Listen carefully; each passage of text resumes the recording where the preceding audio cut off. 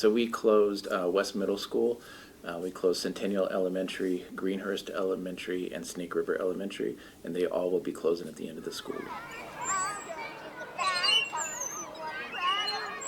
I had a pretty good idea about a year ago after I saw the decline from the state. When the state really cut us $5.5 million, I thought that probably was where we're going to have to make some hard decisions come the next school year. Okay, you got 3 minutes left.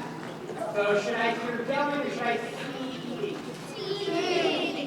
We have seen a steady decline in the last 10 years or so in the Nampa School District.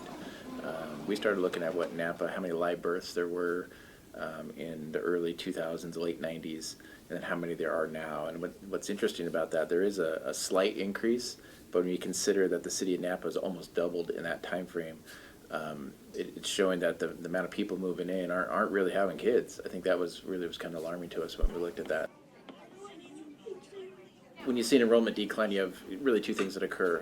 One is a loss of revenue. So as students do not come to school, you receive less and less revenue for teachers and et cetera. And so the other thing that we saw happen is a kind of an imbalance, because as enrollment declines, it doesn't decline perfectly. It declines in certain pockets. And so you'll have some schools that are very small, while some schools are still very large. As we know, there is still some building going around, and that's what we saw in our district. So we saw an imbalance in our class sizes. We had some very small class sizes, and we had some larger class sizes.